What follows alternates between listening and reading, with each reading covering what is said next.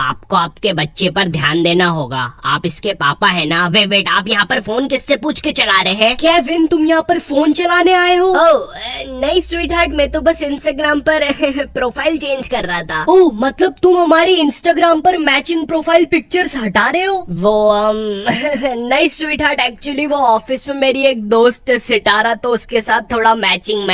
ये सितारा कौन है केविन? हेलो, आप लोग को समझ नहीं आ रहा क्या? इधर आपका बच्चा पियून के बच्चे से भी कम नंबर लाया है, और पियून का बच्चा तो हमारी क्लास में भी नहीं पढ़ता। तो पियून का बच्चा ऐसा क्या करता है? वो तो नहीं पता मुझे, लेकिन जहाँ पर भी पोछा लगा हुआ रहता है वो वहाँ की जमीन चाट लेता है जाके। देखो वो आया। क्या मस्करा है यार।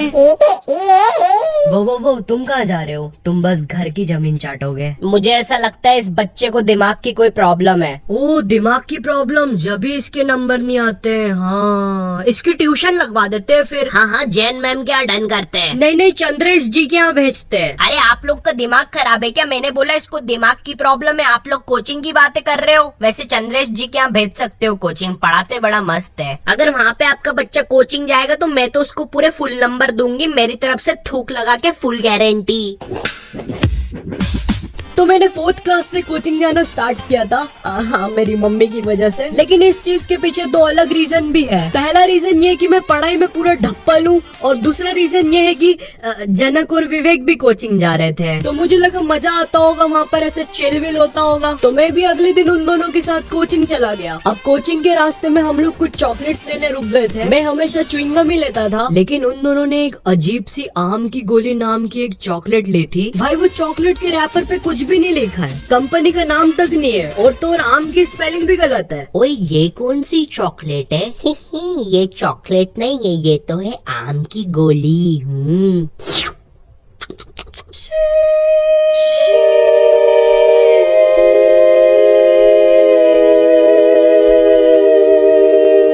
मुझे नहीं पता था यार, कोकेन आम की गोली के नाम से भी बिकती है।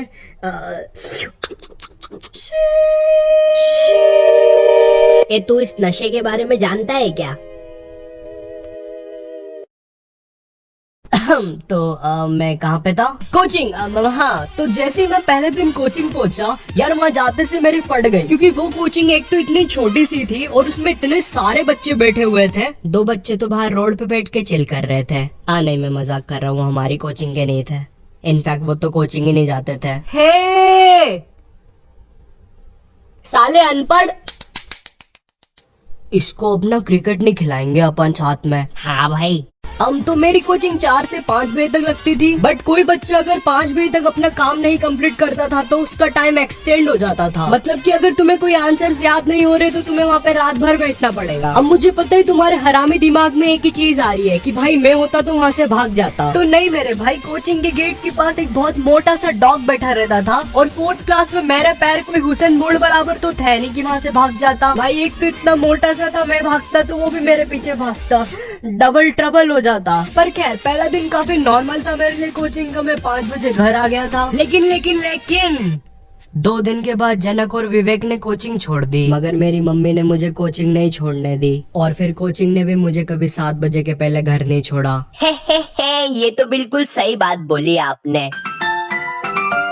हेलो जी, वो बच्चा अभी तक घर नहीं आया है, 8 बज गए, अभी भी पढ़ रहा है क्या वो? हाँ, वो अभी भी पढ़ रहा है। अच्छा ठीक है, फिर मैं उसका टिफिन भिजवा देती हूँ।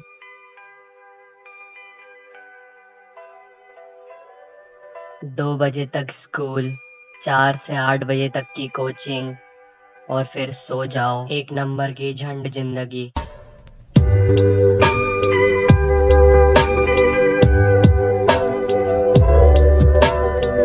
मैं तो फिर भी वहां से 8 बजे अपने घर आ जाता था, लेकिन एक दिन जब मैं सुबह स्कूल जा रहा था, वहां से एक बच्चा सुबह के 6 बजे अपने घर जा रहा था।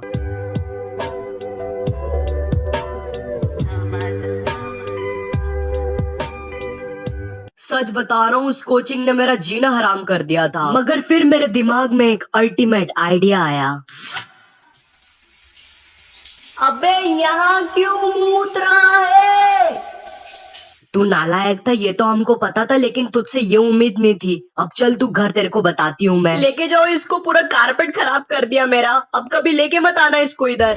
यस, मैंने सच्ची में सुसु कर दी थी कोचिंग में। और सच बताओ तो मुझे प्राउड है इस चीज पर, और मुझे लगा मेरी मम्मी को भी प्राउड होगा, क्योंकि पहली बार बिस्तर के अलावा कहीं और सुसु करी थी मैंने। मगर ऐसा कुछ भी नहीं हुआ, उल्टा मम्मी ने मुझे इतने लाफे लगाए ना। मगर वो सब चीजें कुछ भी नहीं थी, क्योंकि अब मैं जो कोचिंग जाने वाला था ना, ओ बॉय कुछ खास था उस कोचिंग के बारे में। भाई वो मैम सारे सब्जेक्ट पढ़ाती थी मेरे को, बस 200 रुपए में। है एक बार और बोलूं? हाँ रुको, मात्र 200 रुपए में। यार हमारी कोचिंग में एक खास बात थी। उस कोचिंग में गांधी जयंती और मैम के बर्थडे के टाइम पे एक भयंकर सी पार्टी होती थी। अब मुझे नहीं पता गांधी जयंती और मैम के बर्थडे के बीच में क्या संबंध है, मगर फिर भी हमारी ये भयंकर सी पार्टी देर रात शाम को 5:30 बजे स्टार्ट होती थी। पीने के लिए हमारे पास काफी प्रीमियम ड्रिंक्स रहती थी, जैसे कि रसना और बस रसना।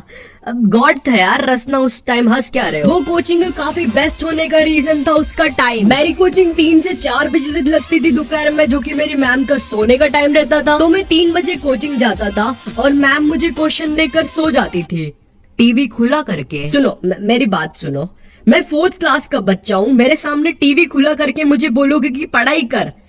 पागल हो क्या? नहीं पागल हो क्या? और तो और भाई मैम की टीवी में इतने मजेदार चैनल आते थे ना भाई, मैंने घर पे आज तक वो चैनल्स कभी देखे तक नहीं थे। ओह वाओ, ये कौन सा चैनल है? ले जाइए फुल रूपा की मजेदार चड्डी, फुल इलास्टिक मजेदार चड्डी पहन के एकदम मजा आ जाएगा। बहन की है, बच्चे देख के आ रहा है, डायल कर 00100। नहीं डायल किया तो तेरी भी बहन की। ओ नहीं, इसको बदलो, गलत चैनल। तो मैं कोई सा भी चैनल लगा के रैंडमली देखने लग जाता था, क्योंकि टीवी तो म्यूट रहती थी। अपने इस आनंद को एक लेवल और बढ़ाने के लिए मैं मैम के बच्चे कुछ स्नैक्स भी ले लेता था, जो मैम दोपहर में खाते खाते सो गई थी। तुम्हारा नहीं पता मगर मेरी तो फुल दोपहर बन जाती थी। फिर 4 बजे समथिंग मैम के उठने का टाइम होता था। अब उस टाइम जो क्वेश्चंस मुझे मैम ने नींद में दिए थे वो 10 मिनट में करने की तो मेरी औकात थी नहीं, इसलिए मैं बुक खोल के रैंडमली कोई भी 3 क्वेश्चंस उठा के सॉल्व करके मैम को दिखा देता था। Easy shit. और वो मैम मान भी जाती थी। भाई इनको ये भी नहीं मालूम ये फीस किसकी ले रही है। कोचिंग के टाइम अगर मैं इनके साथ 3 से 4 सो भी जाऊँ ना, भाई इनको नहीं फर्क पड़ रहा, 4 बजे मुझे चाय और पार्ले जी बिस्किट खिला के घर भी भेज देगी। पर खैर वो चीजें मेरी एग्जाम्स में दिखती थी, फिर ये सब होता था और फिर से मुझे कोचिंग जाना पड़ता था। मतलब मैं एग्जाम्स में फेल होता हूँ, फिर कोचिंग जाता हूँ, फिर एग्जाम्स में फेल होता हूँ। उफ़ा, मतलब मैं एक इन्फिनाइट टाइम लूप में फंसा हुआ हूँ, और इसलिए शायद मैं आज तक 4th क्लास में ही हूँ।